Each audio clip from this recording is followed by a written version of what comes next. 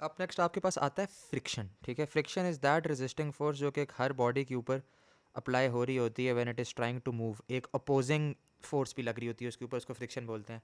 जो फ्रिक्शन का फार्मूला हमें दिया गया है that is F R is equal to mu of N, ठीक है। Mu is the coefficient of friction कहते हैं इसको, ठीक है। ये कांस्टेंट है, ठीक है, जिसकी वैल्यू आप लोगों को अमूमन सवाल के अंदर दी होती है, ठीक है। अब फ्रिक्शन के अंदर भी आपके पास दो टाइप्स आ जाती हैं, one being static and one being kinetic, ठीक है।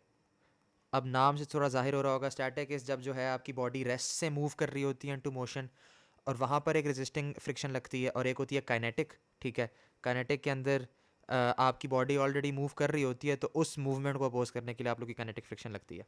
ये चीज़ आप लोगों ने दिमाग में रखनी है कि स्टैटिक फ्रिक्शन, ठीक है, is always greater than kinetic friction. इसलिए बिकॉज के एक बॉडी जो कि रेस्ट में, फॉर इंस्टेंस अगर हम एक गाड़ी की एग्जांपल ले लेते हैं, ठीक है, उस गाड़ी को अपनी मूवमेंट स्टार्ट करने के लिए ज़्यादा फोर्स चाहिए होगी to overcome the opposing force as compare to एक गाड़ी जो कि ऑलरेडी मूव कर रही हो, ठीक है। तो static friction is always greater than kinetic friction, ये आप लोगों ने चीज़ अपने दिमाग में रखनी है। अब what is N, you may ask. N जो है ना हमारा, फॉर इंस्टेंस अगर हम लोग यहाँ पे एक बॉक्स ले लेते हैं, ठीक है, इसके ऊपर आपकी चार फोर्सेस लग रही हैं। एक तो इसका वेट है, ठीक है, यहाँ पर अब ये एक सरफेस के ऊपर पड़ी हुई है, यहाँ पर this is called your N, your normal reaction force. आपकी फोर्स, ड्राइविंग फोर्स इस डायरेक्शन में, और आपकी जो फ्रिक्शन है, ठीक है, वो पीछे की तरफ लग रही है, अपोज कर रही है उसको, ठीक है।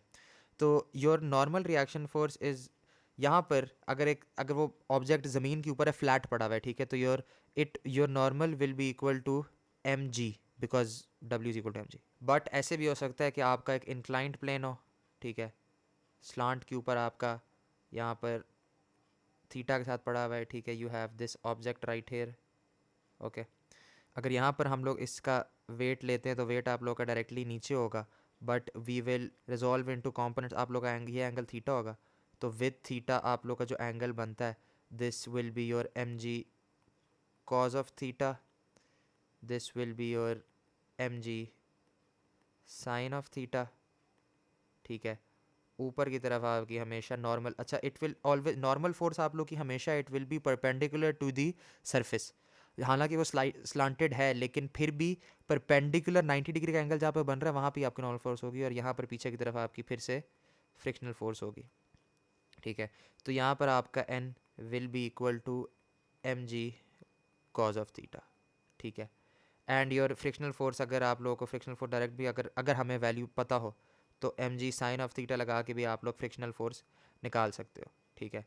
Because it will be opposing each other, X X axis की डायरेक्शन के अंदर जो है ना, it will be equal to that. This is assuming कि अगर आप लोग की कोई और ड्राइविंग फोर्स नहीं है, बस हमने एक ऑब्जेक्ट लिया और ऑब्जेक्ट को बस हमने छोड़ दिया, वो स्लांट पे नीचे जा रहा है, ठीक है। अगर कोई एक्सटर्नल फोर्स होगी तो then it will be M G sine theta plus some other value, या एफ, या जो भी कोई और फोर्स, ड्राइविंग फोर्स होगी, ठीक है। तब जाके आप लोग फ्रिक्शन के थ्रू निकाल सकते हैं। आप लोग को constant of coefficient of friction की ज़रूरत नहीं पड़ेगी उसमें। हमारे पास फिर एक टेंशन का कॉन्सेप्ट आ जाता है इस टॉपिक के अंदर, ठीक है।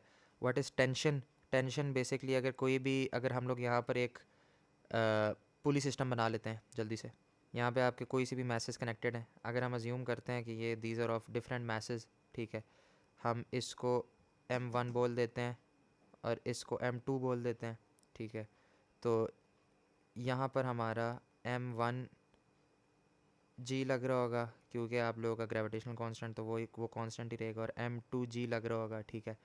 तो जो एक इस स्ट्रिंग के अंदर जो फोर्स, एक अपोजिंग फोर्स होगी, that will be T, tension. हम यहाँ पर इसको T1 ले लेते हैं, इसको T2 ले लेते हैं, ठीक है। तो योर अपोजिंग फोर्स यहाँ पर is going to be your tension. अगर हम लोग इसको सॉल्व करना चाहें तो हम लोग यहाँ पर न्यूटन की सेकंड लॉ अप्लाई करेंगे, which is F is equal to M A, ठीक है। और वो हम किस तरह अप्लाई करेंगे, वो इस तरह अप्लाई करेंगे कि हम यहाँ पर नेट फोर्स लेंगे। नेट फोर्स इस तरह लेंगे कि अगर हम इस ऑब्जेक्ट की मूवमेंट देखें वन बाय वन, ठीक है, तो जो M1 वाला मैस वाला आपका ब्लॉक है, ठीक है, उसका weight is M G minus T1 is equal to M A, ठीक है। और अगर हम लोग ये चीज़ अज्यूम करते हैं कि M1 is greater than M2, तो फिर M1 will pull it a lot more as compare to M2, ठीक है। तो यहाँ पर हमारी जो टेंशन है, ठीक है, this is your first equation, ठीक है। सेकंड इक्वेशन आपकी होगी 2 minus M G is equal to M A, ठीक है। This will be M1, this will be M2, ठीक है। वो इसलिए इज़ बिकॉज कि M1 will be pulling it more और M2 नेचुरली ऊपर जाएगा, ठीक है। तो बेसिकली जब हमारे पास ये दो इक्वेशंस आ गई हैं, इनको हमने साइमल्टेनियसली सॉल्व करना है। साइमल्टेनियस इक्वेशंस आई होप आप लोग को आती होंगी। आखिरी चीज़ जो आ जाती है चैप्टर के अंदर, दैट इज़ प्रोजेक्टाइल मोशन, ठीक है। प्रोजेक्टाइल हम किसी चीज़ को भी अज्यूम कर सकते हैं। अगर आप कोई भी चीज़ थ्रो कर रहे हैं तो वो भी एक प्रोजेक्टाइल मोशन के थ्रू ही मूव कर रही होगी। अगर आप लोग बैलिस्टिक मिसाइल्स वगैरह लेते हैं तो वो भी प्रोजेक्टाइल मोशन का ही कॉन्सेप्ट इस्तेमाल कर रही हैं। तो उसके अंदर होता ही है कि बेसिकली अगर हम लोग एक ट्रजेक्टरी देख लेते हैं कि हमारा अगर ऑब्जेक्ट मूव कर रहा है, ठीक है, तो there will be a maximum height, ठीक है।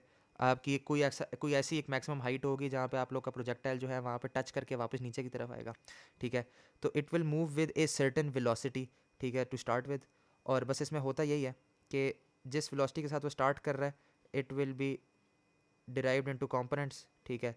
ये v है, तो यहाँ पर v sine of theta and v cos of theta के साथ वो मूव कर रहा होगा, करता जाएगा करता जाएगा करता जाएगा। मैक्सिमम पॉइंट के ऊपर आके ये होगा कि आप लोगों का जो वर्टिकल कंपोनेंट होगा, ठीक है, it will become zero at maximum height. वो इसलिए बिकॉज जो आपका वर्टिकल कंपोनेंट है it will start to decrease, वो नीचे की तरफ आता जाएगा, ठीक है। लेकिन जो आपका हॉरिजॉन्टल कंपोनेंट है दैट विल स्टे कांस्टेंट। वो इसलिए बिकॉज आपका जो प्रोजेक्टाइल है it needs to keep moving forward, ठीक है। आपके मैक्सिमम पॉइंट के अंदर भी your horizontal component will be the same, ठीक है। वो आगे की तरफ जाएगा because your object needs to move forward. लेकिन आपका वर्टिकल कंपोनेंट मैक्सिमम पॉइंट पे ऊपर जाके जीरो होगा, फिर इट विल इसकी डायरेक्शन नीचे की तरफ होती जाएगी, ठीक है। अगर हम इसको सिर्फ एक्स एक्सिस डायरेक्शन के अंदर देखते हैं तो अगर हम इसको वी नॉट अज्यूम करते हैं तो it will only be v naught cos theta into t, ठीक है। This is basically your s is equal to v i t plus half a t square, ठीक है। लेकिन यहाँ पर क्योंकि हमारी वेलोसिटी चेंज नहीं हो रही एक्स एक्सिस की डायरेक्शन के अंदर, आप लोगों का जो हाफ ए टी स्क्वायर वाला जो कॉम्पोनेंट है, ठीक है, वो इसके अंदर ज़ीरो हो जाएगा, ठीक है। तो इसलिए हम उसको नहीं लेंगे। और वाई एक्सिस की डायरेक्शन के अंदर it will be v naught sine theta of t plus half a t square, because यहाँ पे हम जी टी स्क्वायर इसलिए लेंगे because again free falling object है, हम 9.81 लेंगे इसको, ठीक है। एंड यहाँ पर because it is moving upwards and downwards, आप लोग को इस साइन का ख्याल रखना है, ठीक है।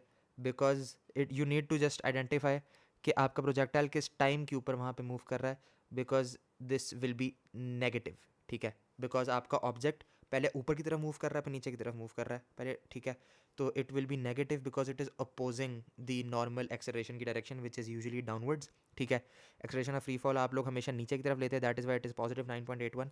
तो लेकिन क्योंकि आपका ऑब्जेक्ट ऊपर की तरफ मूव कर रहा है तो इट विल बी माइनस 9.81। इसके सवाल यूजुअली आसान ही होते हैं, बस आप लोगों ने सिर्फ एक चीज़ दिमाग में रखनी है कि अगर कोई ए रेजिस्टेंस का कॉन्सेप्ट है अगर इसके अंदर, यानी ए रेजिस्टेंस बेसिकली आप लोग के वर्टिकल कंपोनेंट में एक अपोजिंग फ्रिक्शन के तौर पर इस्तेमाल होगी।